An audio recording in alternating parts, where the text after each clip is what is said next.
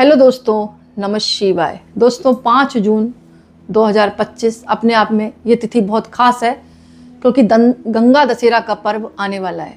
गंगा दशहरा का पर्व अपने आप में बहुत महत्व रखता है। दशमी के दिन ये बनाया जाता है ज्येष्ठ पक्ष की। तो इस दिन जो है विशेषकर माता गंगा की आराधना करें, पूजा करें, साथ में भगवान शिव का रुद्राभिषेक करें, उनकी भी पूजा करें। लेकिन कुछ उपाय करते हैं ना तो काफ़ी हद तक ये सिद्ध मुहूर्त है, फलदायक होता है। जैसे इस दिन जो है आप अनार का पेड़ लगा सकते हैं, उसकी देखभाल करें। जैसे जैसे अनार का पेड़ बढ़ेगा ना वैसे वैसे आपके जीवन में खुशहाली आएगी, समृद्धि आएगी, आपका भाग्य तेजी से उदय होगा। तो इस दिन बिल्कुल ना भूलें, आप अनार का पेड़ जरूर लगाएं। एक विशेष रूप से आप एक लाल रंग का मटका लाकर जल से भरकर या शरबत से भरकर किसी को दान जरूर करें, जरूरतमंद को दान करें, आपके जीवन में खुशहाली आएगी।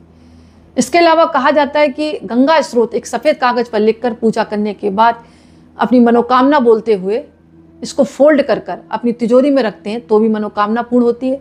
नहीं तो आप पीपल के पेड़ की पूजा करके पीपल की जड़ों में भी इसको गाड़ सकते हैं, इससे भी आपकी मनोकामना पूर्ण होगी। ये छोटे छोटे उपाय हैं, 2 उपाय बताए मैंने आपको, इसको करें।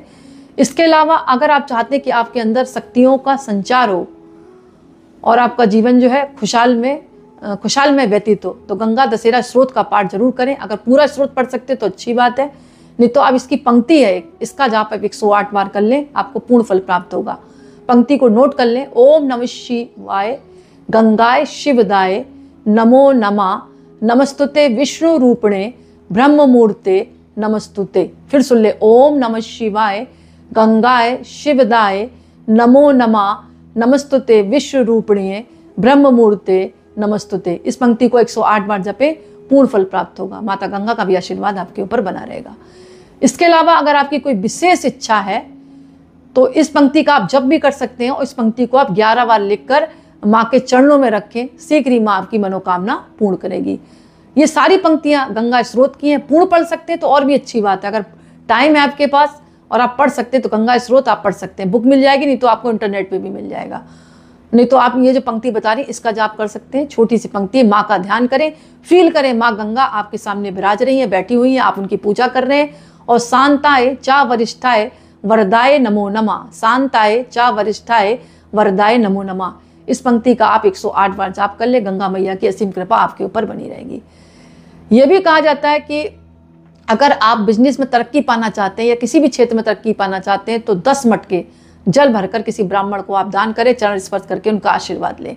अगर 10 ब्राह्मणों को आप दान नहीं कर सकते हैं तो 1 ब्राह्मण को आप मटका दान दे दें, बाकी 9 ब्राह्मणों को अलग अलग चीज़ आप दान कर दें, चरण स्पर्श करें, उनका आशीर्वाद लें और उनके मतलब चरण स्पर्श करें। यानी 10 होने चाहिए ब्राह्मण और 10 चीज़ें आप दान कर दें, अलग अलग दान कर सकते हैं। आपकी बिजनेस भी चलेगा, आपको पुण्य की प्राप्ति भी होगी।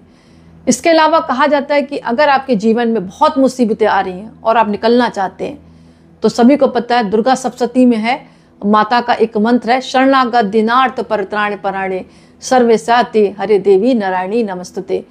क्योंकि माँ गंगा कह लो, माँ पार्वती कह लो, माँ गौरी कह लो, शिवा कह लो या दुर्गा कह लो, सब रूप एक ही हैं। तो आप इस मंत्र का जाप कर सकते हैं। शरणागत दिनार्थ परित्राण पराणे सर्वेशा तेरी हरे देवी नारायणी नमस्तुते 108 बार आपके ऊपर माँ गंगा की कृपा बनी रहेगी। इसके अलावा ओम नमो गंगाए विश्व रूपणे नारायण नमो नमः, ओम नमो गंगाए विश्व रूपणे नारायण नमो नमः। इस मंत्र का जाप भी करते हैं तो जीवन में आपके सफलता ही सफलता प्राप्त होती है। मंत्र अनेक है लेकिन आपके ऊपर है जपने पर आप कौन सा जपते हैं। नहीं तो आप गंगा स्रोत का पाठ तो करेंगे, माँ गंगा की आरती करेंगे, नैवेद्य माँ को चढ़ाएंगे ही, गंगा स्नान करेंगे ही। क्योंकि वहाँ गंगा तट पर जाए तो अच्छी बात है, नहीं जा पा रहे तो घर पर भी जैसे मैंने बताया बाल्टी में गंगा जल डालकर हर हर गंगे काशी विश्वनाथ गंगे करते हुए आप स्नान कर लें और शिवालय जाकर भगवान शिव का अभिषेक करें, वहाँ पर गंगा की आरती करें, भगवान शिव की आरती करें, भगवान के शिव सहस्त्र नाम के पाठ करें। आपको अनंत गुना फल मिलेगा और वही फल प्राप्त होगा जो कि आप गंगा तट पर जाकर प्राप्त करते हैं। बस एक बात का ध्यान रखना है, गंगा दशमी जो गंगा दशहरा वाले दिन पड़ती है ये अपने आप में बहुत पवित्र है। इस दिन आप पितरों को याद करना बिल्कुल ना भूलें। पितरों के नाम से तर्पण करें, श्राद्ध करें, पिंडदान करें, यानी कुछ ना कुछ दान उनके नाम से जरूर करें। इसके अलावा एक कोरे कागज पर अपने हाथों से गंगा स्रोत लिखें। बाद में इस कागज को आप किसी सुरक्षित स्थान पर रख सकते हैं अपनी मनोकामना बोलकर, और अगर ऐसा नहीं कर सकते तो आप पीपल के पेड़ की जड़ों में भी आप दबा सकते हैं। आपका शीघ्र ही मनोकामना आपकी पूर्ण होगी। इसके अलावा कहा जाता है कि अनजाने में कुछ पाप हो गए हैं तो आप आज के दिन क्षमा याचना मांगते हैं तो पापों से मुक्ति मिलती है। क्योंकि गंगा स्नान करने से क्या फ़ायदा होता है, गंगा स्नान करने से हमारे पाप जो होते हैं ख़त्म होते हैं। तो आप इस दिन इस मंत्र का जाप कर सकते हैं। अगर अनजाने में पाप हुए हैं, स्नान करने के बाद नमस्ते शुक्ल संस्थाए क्षमावत्ते नमो नमः, नमस्ते शुक्ल संस्थाए क्षमावत्ते नमो नमः। चलो इतना नहीं कर सकते तो माता से वैसे क्षमा मांग ले। माता जो है कृपा बरसाती हैं, अपने भक्तों को क्षमा कर देती है। आप दिल से माँ को ध्यान करें, गंगा दशहरा है, और 10 चीज़ों का दान करें। शाम के समय 10 दीपक जरूर जलाएं, आपको अनंत गुना फल मिलेगा। और साथ ही साथ आप नमस्ते विश्वमित्राय नंदने ते नमो नमः, नमस्ते विश्वमित्राय नंदने ते नमो नमः। और इस दिन मैंने बताया आपको कौड़ी जरूर लेकर आएँ, कौड़ी को रोली लगाएं, हल्दी लगाएं, माँ के आगे रखें और बाद में अपनी तिजोरी में स्थापित कर दें। ये चीज़ें आज के दिन आपको खरीदनी चाहिए।